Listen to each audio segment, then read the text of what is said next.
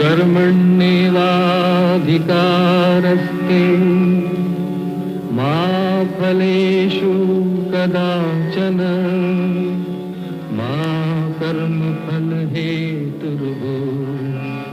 मा ते संगोऽस्त्वविकर्मणि।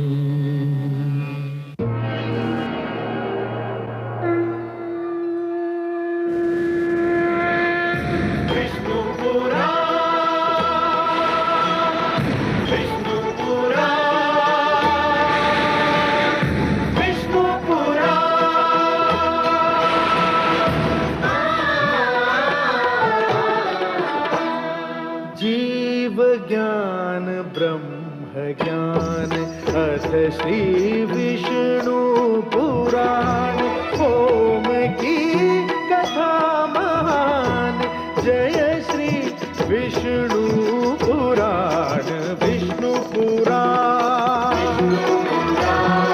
विष्णु पुराण विष्णु पुराण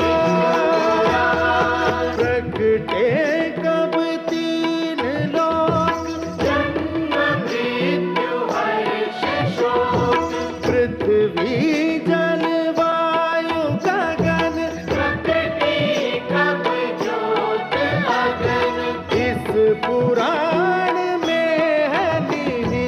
जप तप और योग ध्यान विष्णु पुराण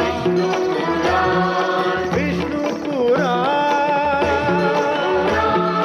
विष्णु पुराण। मैं माँ हूँ, धरती माँ। संसार और जीवन का निरंतर विस्तार हो रहा था। मेरे वासुदेव ने मानव कल्याण के लिए 4 वेदों को अपने मुख से जन्म दिया।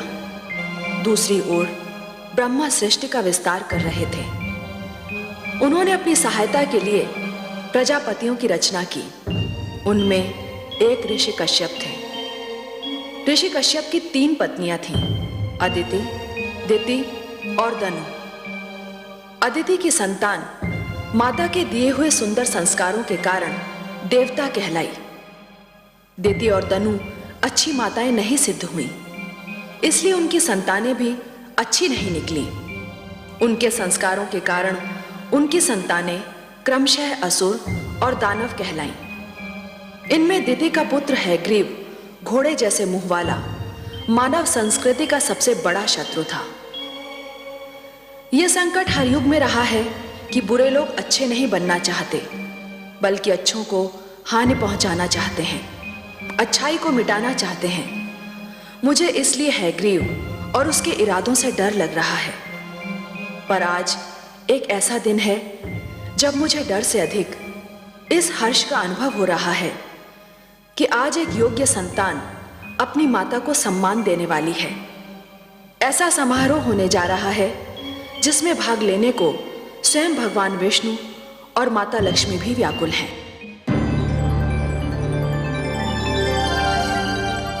महादेवी जी परमेश्वर, हमें देवलोक चलना है। देवलोक? ये अचानक देवलोक जाने का निश्चय? आज देवलोक में देव माता अदिति का अभिनंदन है देवी, और आप तो हमारे विचारों से भलीभांति परिचित हैं। आप जानती हैं कि नारी का सम्मान हमारी दृष्टि में कितना महत्व रखता है। जानती हूँ परम श्रेष्ठ, जहाँ नारी का सम्मान होता है वहाँ आपका निवास होता है। हाँ देवी, यत्र नार्यस्तु पूज्यन्ते रमन्ते तत्र देवताः, और इसीलिए हमारा वहाँ उपस्थित रहना अनिवार्य है। तो फिर चलिए कमल नयन, मुझे भी ऐसे अवसर पर उपस्थित रहकर हार्दिक प्रसन्नता होती है। आइए। माता अदिति की, माता अदिति की, माता अदिति की, माता अदिति की, माता अदिति की, माता अदिति की, माता अदिति की, माता अदिति की, माता अदिति की, माता अदिति की, माता अदिति की, माता अदिति की, माता अदिति की। अभिनंदन देव माता, अभिनंदन। आप एक आदर्श माता है, आदर्श पत्नी है, आदर्श नारी है। मेरा प्रणाम स्वीकार कीजिए। मैं तो आपको और माता लक्ष्मी को देखकर धन्य हो गई त्रिलोकीनाथ। मेरे लिए तो आज का दिन मेरे जीवन का सर्वश्रेष्ठ दिन है। वो तो मेरे लिए भी है देवी। आज आपको आपके योग्य पुत्र सम्मानित कर रहे हैं और मेरे लिए वो दिवस सृष्टि का सबसे श्रेष्ठ दिवस होता है जब संतान माता का अभिनंदन करती है। और आपने तो ऋषि कश्यप के प्रति अपने पत्नी धर्म को और अपनी संतान के प्रति अपने मातृत्व के धर्म को इतनी निष्ठा और गरिमा से निभाया है कि समस्त संसार को आपसे सीख लेनी चाहिए। देव माता तो मुझे मेरे पुत्रों ने बना दिया है, जिन्हें संसार देवता कहकर पुकारता है। परंतु सत्य इससे सर्वथा विपरीत है देवी। अर्थात?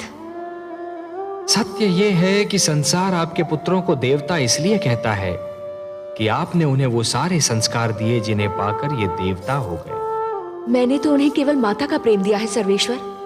निस्संदेह, परंतु माता का प्रेम वो विचित्र वस्तु है देवी, जो संतान को सुधार भी सकता है और संतान को बिगाड़ भी सकता है। आपने अपनी संतान को अच्छी शिक्षा दी, अच्छे आचार विचार दिए, अच्छाई और बुराई की पहचान कराई, जीवन जीने के ढंग सिखाए, उन्हें बुरी डगर पर चलने से रोका, उनकी हर भूल पर उन्हें टोका। और यही तो माता का वास्तविक प्रेम है। देवी, जिस प्रकार एक पौधे को अच्छे फलने फूलने के लिए सूर्य के प्रकाश, निर्मल जल और स्वच्छ वायु की आवश्यकता होती है, उसी प्रकार अपनी संतान को योग्य बनाने के लिए अच्छी शिक्षा, दीक्षा और मार्गदर्शन की आवश्यकता होती है। और यही तो सब आपने अपनी संतान को दिया। ये सब आप ही की कृपा है लक्ष्मी नारायण। नहीं देव माता, नहीं।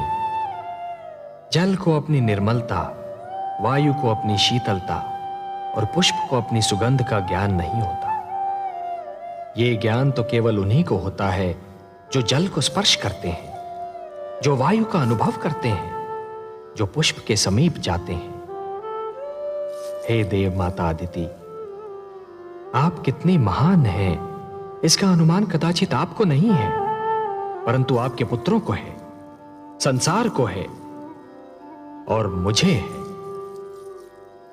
बल्कि आपके मातृत्व को देखकर तो मुझ जैसा अजन्मा भी आपकी कोख से जन्म लेना चाहता है। हे त्रिलोकीनाथ, आपके सुंदर मुख से ये मधुर वाणी सुनकर मेरे हृदय की जो दशा है उसका वर्णन करने के लिए मेरे पास शब्द ही नहीं है। मेरा मन प्रसन्नता से फूला नहीं समा रहा। आपकी माता कहलाने से बड़ी उपलब्धि और क्या हो सकती है?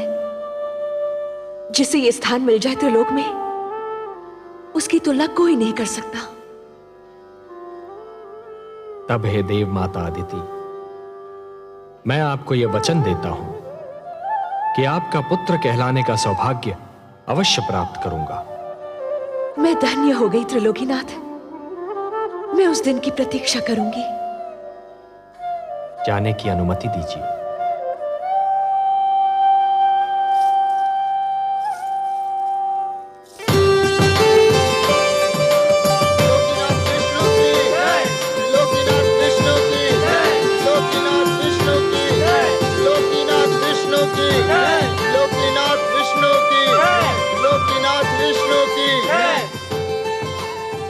आइए माता, विराजिए। धन्यवाद पुत्रों, तुम्हारे कारण तो मुझे आज इतना महान वरदान मिल गया। पर हम तो आपको कुछ न दे सके माते। संतान से मां को और क्या चाहिए? सुख और आदर तो तुम सबने मुझे इतना दिया कि मुझे और किसी वस्तु की इच्छा ना रही और ना ही आवश्यकता।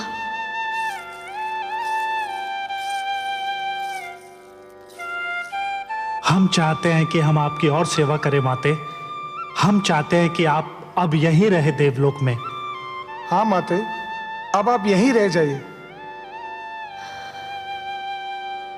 पुत्रों, नारी का देवलोक वही होता है जहां उसका पति निवास करता है, और मेरा देवलोक मेरी धरती है जहां मेरे पति और तुम्हारे पिता प्रतीक्षा कर रहे हैं।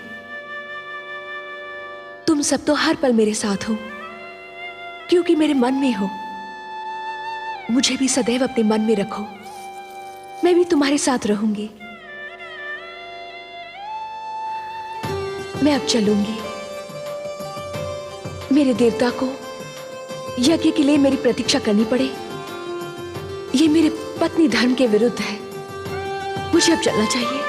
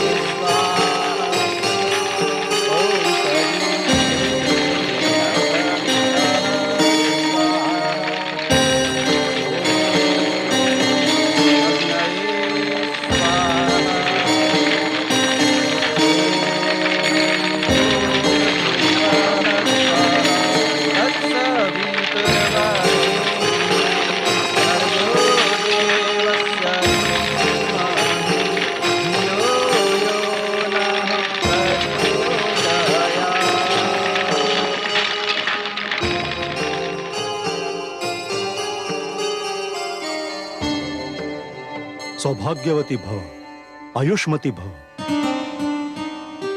देवी, मैं भगवान विष्णु से प्रार्थना करता हूं कि वो आपकी समस्त इच्छाएं पूरी करें। स्वामी, जिस नारी का पति भी देवता हो और संतान भी देवता मानी जाती हो, उसके मन की और क्या इच्छा हो सकती है? मेरे मन की बस एक ही इच्छा है कि हमारे परिवार पर भगवान विष्णु की कृपा सदा यूं ही बनी रहे।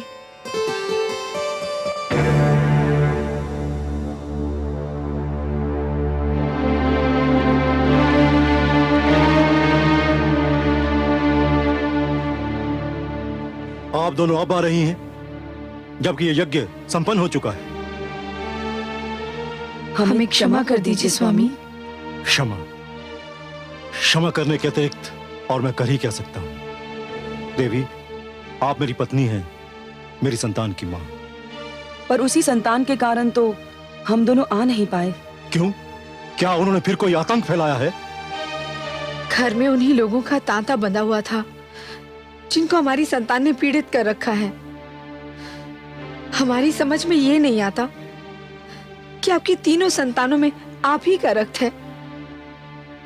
फिर ऐसा क्यों है कि देवी अदिति के पुत्र देवता कहलाते हैं और संसार मेरी संतान को असुर और देवी दनु की संतान को दानव कहकर पुकारता है? पिता का रक्त संतान का शरीर बनाता है देवी। उसका चरित्र, उसका भविष्य माता की गोद ही बनाती है। माता की गोद शिशु की प्रथम और महानतम पाठशाला होती है।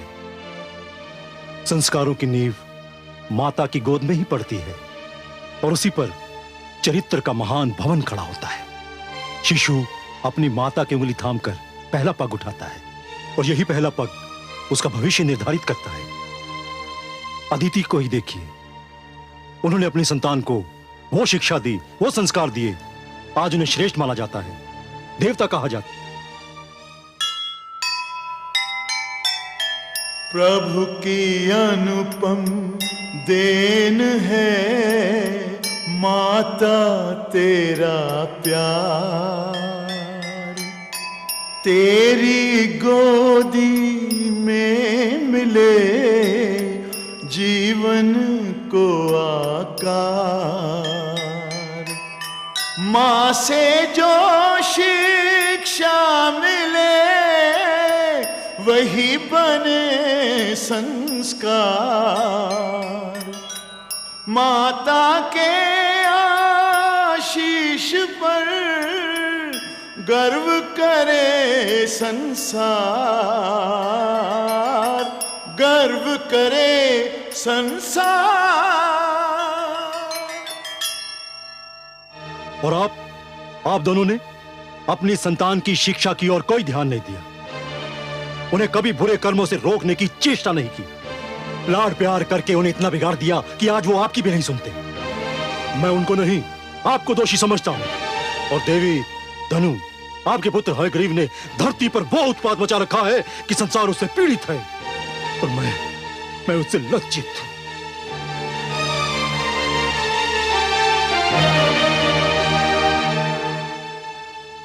स्वामी,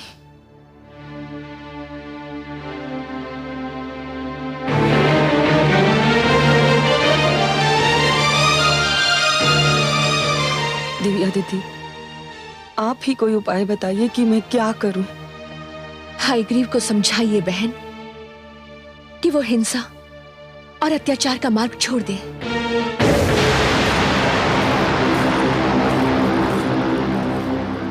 नहीं होने दूंगा मैं मानव कल्याण।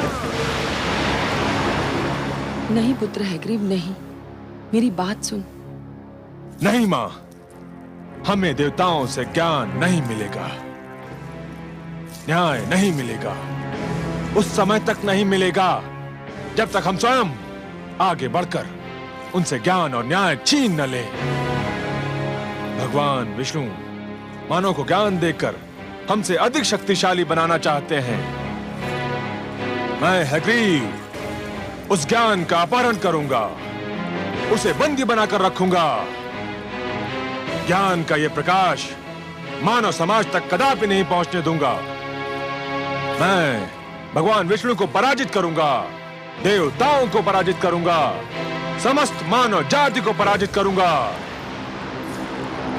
मां, हयग्रीव से आरंभ होगी दानव संस्कृति।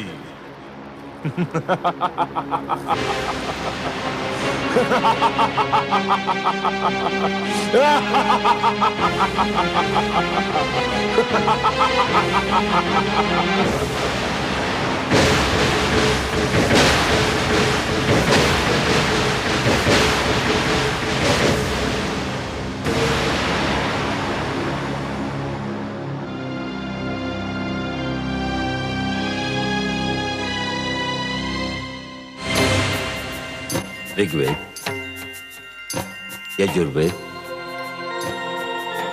सामवेद,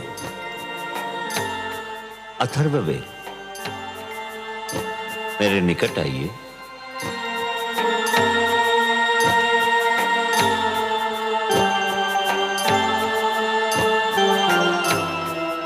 हे ब्रह्मा, आप हमें मानव लोक कब ले चलेंगे? हे ज्ञानकोश, अभी उसका उचित समय नहीं आया है। आपको मानव तक पहुंचाने से पहले मुझे कुछ और आवश्यक कार्य करने हैं। आपकी सुरक्षा मेरा सर्वप्रथम उत्तरदायित्व है। मुझे आपको उन हाथों में देना है जो आपके योग्य हों। मैं भगवान शिव से परामर्श करने जा रहा हूं। मेरे लौटने तक आप यहीं रहिए। जब तक मैं ना आऊं तब तक इस क्षेत्र से बाहर पग न धरें। मैं शीघ्र ही लौट आऊंगा। हे ब्रह्मा, हम आपके आदेश का पालन करेंगे।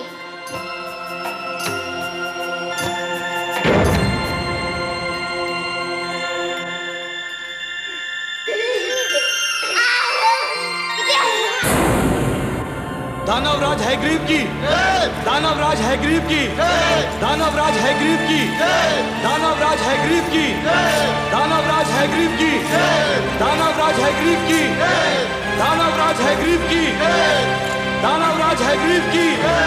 दानवराज हैग्रीव की, दानवराज हैग्रीव की।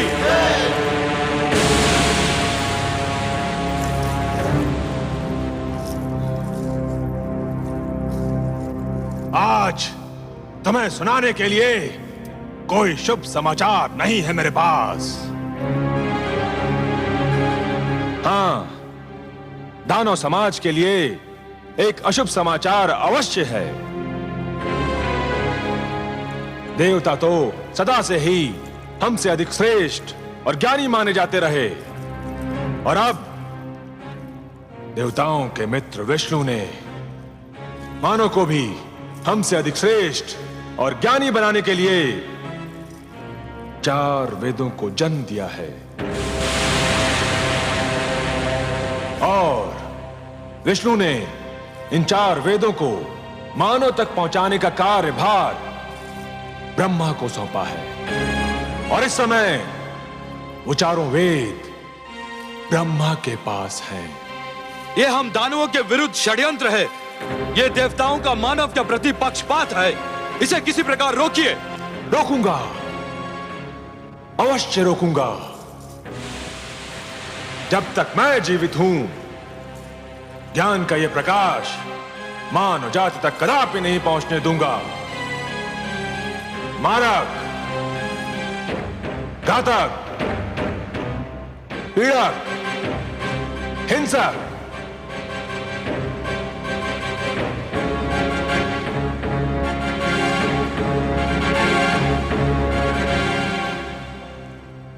तुम चारों को अपनी शक्ति पर बड़ा गर्व है ना? आज तुम सबकी शक्ति की परीक्षा है। जाओ और ब्रह्मलोक से उन 4 बालकों को पकड़कर हमारी सभा में ले आओ। जाओ। जो आज्ञा दानवराज, आपके आदेश का पालन होगा। दानवराज हैग्रीव की, दानव संस्कृति की, दानवराज हैग्रीव की, दानव संस्कृति की।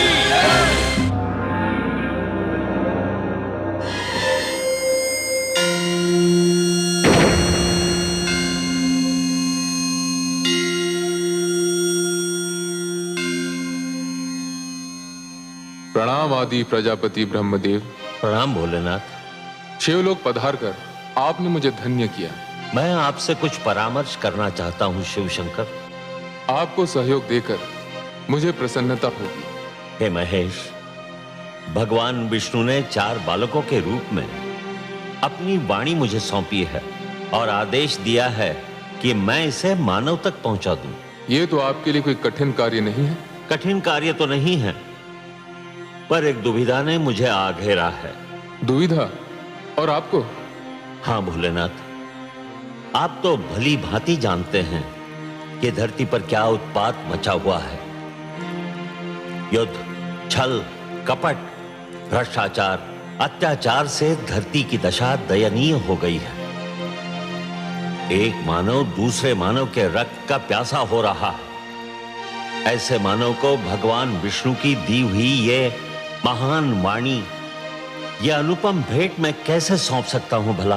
तो फिर आपने क्या निर्णय किया? कोई निर्णय लेने से पहले मेरे लिए आपकी स्वीकृति की आवश्यकता है। मेरी स्वीकृति? हाँ शिव शंकर, इस सृष्टि की रचना मैंने की है, परंतु इस सृष्टि में बहुत सी ऐसी वस्तुएं भी जन्म ले चुकी हैं जो अनचाही हैं। मैं इस सृष्टि में परिवर्तन चाहता हूं।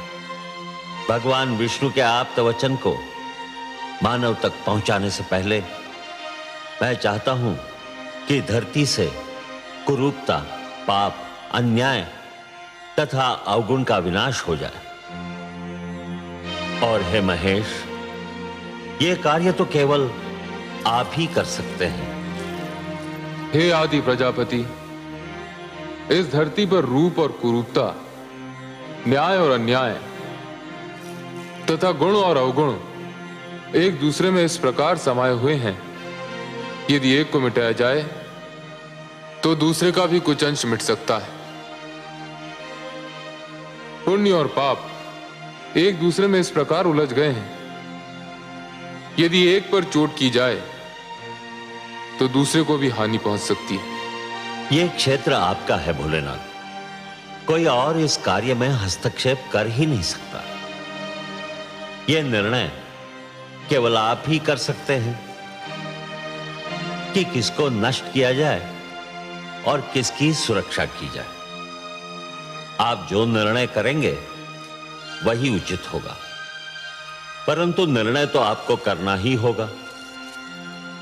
मुझे सोचने का अवसर दीजिए प्रभु।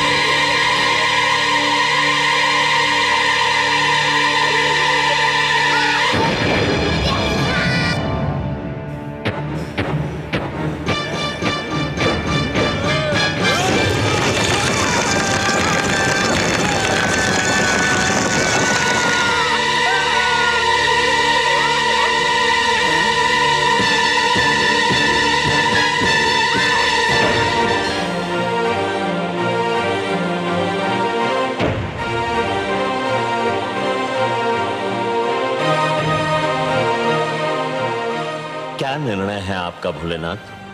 हे ब्रह्मदेव, मैं इस निष्कर्ष पर पहुंचा हूं कि सृष्टि को पूर्णतया नष्ट करना उचित नहीं होगा। धरती को बने अभी अधिक समय नहीं बीता है। मेरे विचार में नष्ट करने के स्थान पर धरती को स्वच्छ किया जाना चाहिए। जल स्वच्छ करने का कार्य करता है। जिस प्रकार मनुष्य जल में स्नान करके अपने शरीर पर जमे मैल को दूर कर देता है, ठीक उसी प्रकार यदि धरती जल में डूबकर उभरे तो उसकी समस्त बुराइयां धुल जाएंगी जो आपको अनचाही लग रही हैं। परंतु धरती तो जल में डूबकर उभर आएगी, पर उस पर बसी मानव जाति का क्या होगा? मैं नए मानव को जन्म दूंगा। उसमें भी एक कठिनाई है। क्या कठिनाई है भोलेनाथ? आपके पुत्र मनु मानव सुरक्षा के लिए तप कर रहे हैं। वे मानव जाति का विनाश होने नहीं देंगे। तप करना उसके अधिकार में है, किंतु सृष्टि के विनाश को रोकना उसके अधिकार में नहीं है। मनु को उसका कर्म करने दीजिए। भगवान विष्णु की स्तुति कर रहा है वो। उसका और उसके तप का परिणाम भगवान विष्णु की इच्छा पर छोड़ दीजिए। मैंने आपसे जो निवेदन किया है, मुझे उसका उत्तर चाहिए भोलेनाथ। उत्तर? उसका तो केवल एक ही उत्तर है। धरती पर जल प्लावन होगा। हे शिव, मैं आपको प्रणाम करता हूं।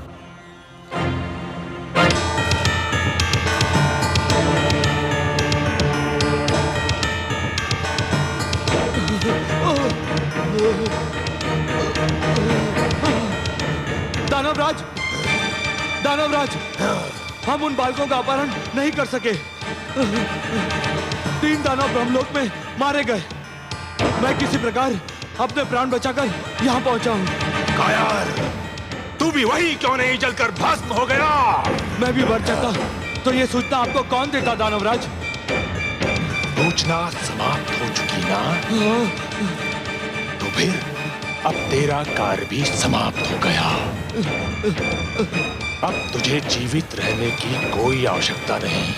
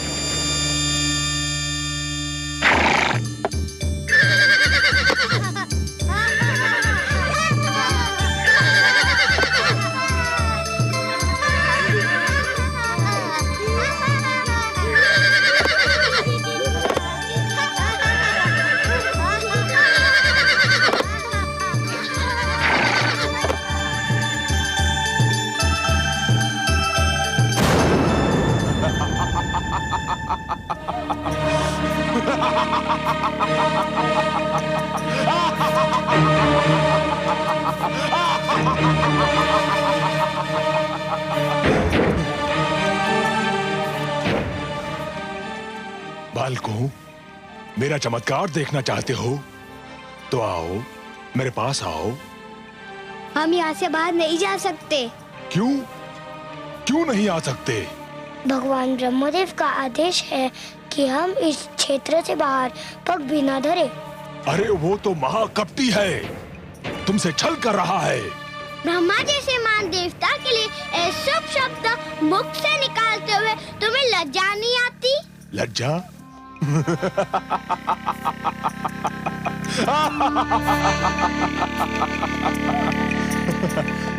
उस छलिए से लज्जा? जानते हो वो कहाँ गया है? जानते हैं, वो शिवलोक गए हैं। और वहाँ क्या करने गया है? ये तो हम नहीं जानते। तुम चारों को पाकर ब्रह्मा के मन में खोट समा गया है। तुम झूठ बोलते हो। मैं सत्य कह रहा हूँ। ब्रह्मा शिव के पास ये निवेदन करने गए हैं कि वो धरती को नष्ट कर दें। किंतु क्यों? बड़े भोले हो तुम चारों, इतना भी नहीं समझते। सीधी सी बात है, धरती नष्ट हो जाएगी तो मानव भी नष्ट हो जाएगा, और मानव नष्ट हो जाएगा तो तुम चारों सदा के लिए ब्रह्मा की संपत्ति बन जाओगे, और वो तुम चारों को दास बनाकर रखेगा। हम कैसे मान ले कि तुम सच बोल रहे हो? इसीलिए तो मानव समाज ने मुझे यहाँ भेजा है कि मैं तुम चारों को ब्रह्मा के पंजे से मुक्त करा के उसके पास पहुंचा दूं जिसकी तुम धरोहर हो।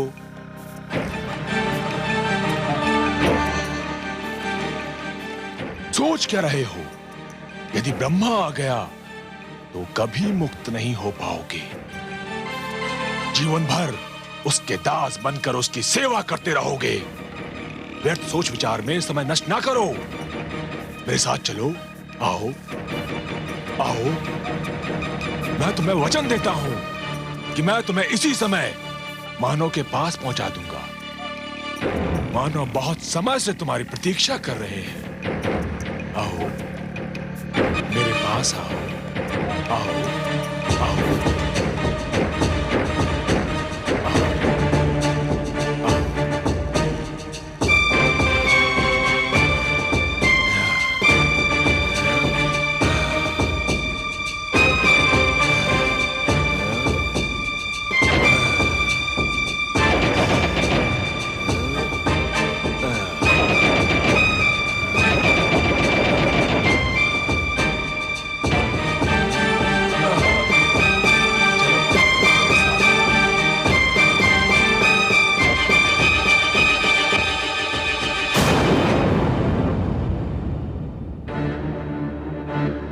ऋग्वेद, यजुर्वेद, सामवेद, अथर्ववेद, कहां हो तुम? कहां हो? सामवेद, अथर्ववेद, ऋग्वेद, यजुर्वेद, कहां गए तुम लोग?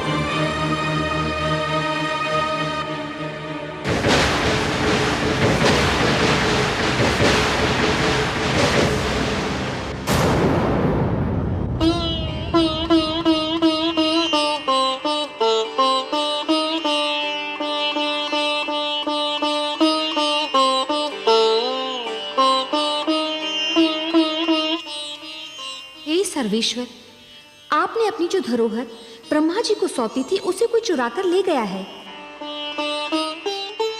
देख रहा हूं देवी। किंतु आप तो योग निद्रा में थे, आपने। ध्यानस्थ था देवी। निद्रा और ध्यान में बस थोड़ा सा ही तो अंतर होता है। निद्रा में शरीर के साथ साथ मस्तिष्क भी सो जाता है, और ध्यान में मस्तिष्क सचेत और पूर्ण रूप से जागा हुआ होता है। हे सर्वेश्वर, फिर आप शांत क्यों हैं? शांत इसलिए हूं कि मैं देखना चाहता हूं कि हयग्रीव मेरे आप्त वचन को कहां ले जा रहा है। जब तक पूरी घटना को देख न लिया जाए, समझ न लिया जाए, उसके परिणामों का अनुमान न लगा लिया जाए, तब तक कोई भी पग उठाना उचित नहीं होगा। शीघ्रता मानव की प्रवृत्ति है। मुझे इस घटना को पूर्णतया देख लेने दीजिए महादेवी।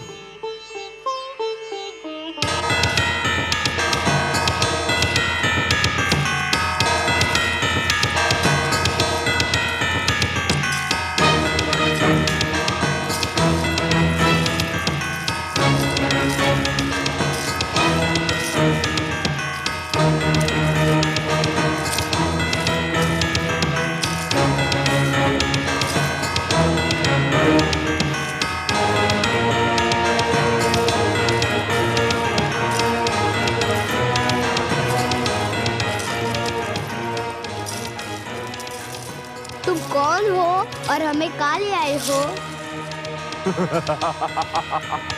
मैं हयग्रीव दानव हूँ, और ये मेरा भवन है, और तुम चारों अब सदैव यहीं रहोगे।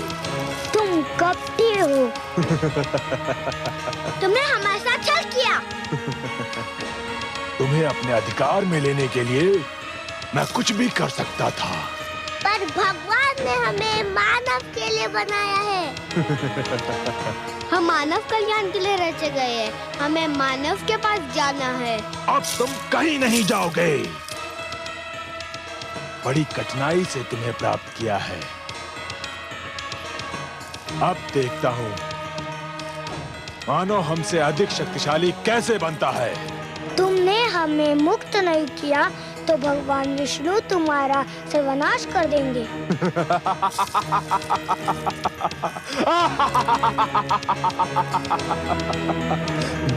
अब मेरा कोई सर्वनाश नहीं कर सकता।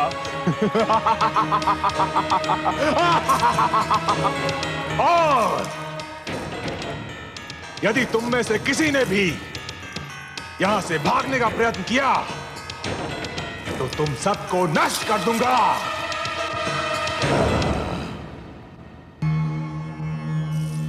प्रणाम। हमारी धरोहर चोरी हो गई। कोई हमारे वेदों को अपहरण कर ले गया। यही सूचना लेकर आए हैं ना आप ब्रह्मा जी? आपसे क्या छुपा है सर्वेश्वर? हाँ, ऐसा ही हुआ है। मैं शिवलोक गया था। मेरी अनुपस्थिति में कोई उन्हें चुरा ले गया। यह कार्य दानव हयग्रीव ने किया है। जब से देवताओं ने दानवों और असुरों पर श्रेष्ठता प्राप्त की है, तभी से वो दुष्ट द्वेष की अग्नि में जल रहे थे। अब जब उन्हें यह ज्ञात हुआ कि वेदों के कारण मानव भी उनसे श्रेष्ठ हो जाएगा, तो वो सहन नहीं कर सके। मैं हयग्रीव को ऐसा कड़ा दंड दूंगा कि वो जीवन भर भूल नहीं पाएगा। ब्रह्मा जी, वेद मेरी वाणी है। मानव कल्याण के लिए उन्हें मैंने रचा था। उसने वस्तु मेरी चुराई है और इसीलिए अपने विरुद्ध किए गए अपराध का दंड भी उसे मैं ही दूंगा। परंतु आप निश्चिंत रहिए। काग अपनी चाल बदल लेने से हंस नहीं बन जाता। विष अपना रंग बदल लेने से अमृत नहीं हो सकता। वेदों को अपने निकट रखने के उपरांत भी दानव अपनी दानवी प्रवृत्ति नहीं बदल सकते। फिर भी अपनी पवित्र वाणी को अपवित्र वातावरण में नहीं रहने दूंगा मैं। यह मेरा संकल्प है। जो संस्कारहीन है वो ज्ञान तक पहुंचकर भी अज्ञान के अंधकार से बाहर नहीं निकल सकते। हे जनार्दन, एक और विचार भी मुझे व्याकुल कर रहा है। मेरे अनुरोध पर भगवान शिव ने पृथ्वी को जलमग्न करने का निर्णय लिया है। दूसरी ओर मनु ने सृष्टि की सुरक्षा के लिए आमरण व्रत रख लिया है। धरती के जलमग्न होने में अधिक विलंब नहीं है। आपके पुत्र मनु की इच्छा और हमारा उद्देश्य एक ही है। उसकी इच्छा है मानव कल्याण और वही हमारा भी उद्देश्य है। अब महादेव के निर्णय और हमारे उद्देश्य की पूर्ति के बीच क्या होना है, यह आप हम पर छोड़ दीजिए। आप चिंता मुक्त होकर जाइए ब्रह्मलोक। हे नारायण, सृष्टि के कल्याण के लिए आप जो भी करेंगे, सृष्टि का कल्याण उसी में है। प्रणाम।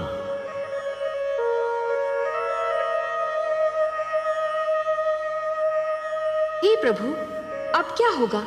आप क्या करेंगे? ब्रह्मापुत्र मनु का क्या होगा? दानव हयग्रीव आपके ज्ञान को नष्ट करने पर तुला हुआ है और भगवान शिव ने पृथ्वी को जलमग्न करने का निर्णय ले लिया है। अब वही होगा देवी जो मेरा वचन है।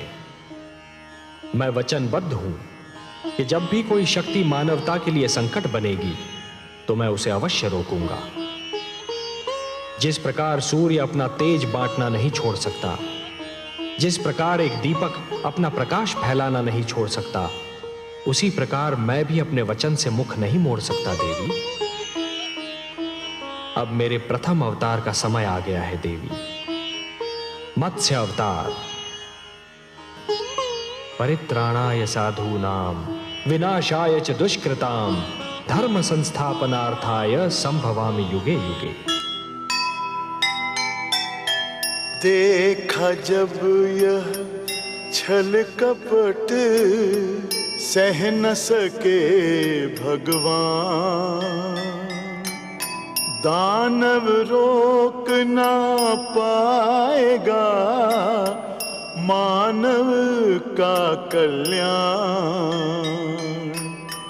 मानवता की नाव जो फंसे बीच मझधार, तभी विष्णु अवतार ले कर दे बेड़ा पार, कर दे बेड़ा पार। जो सुनेगा ये पुराण पाएगा सुख और ज्ञान, पाएगा सुख और ज्ञान। कर्म को ही धर्म जान, प्रेम की तू छेड़तान, प्रेम की तू छेड़तान। बीते युग बता रहे हैं, बीते युग बता रहे हैं, सत्य पथ पे चल सुजान। विष्णु पुराण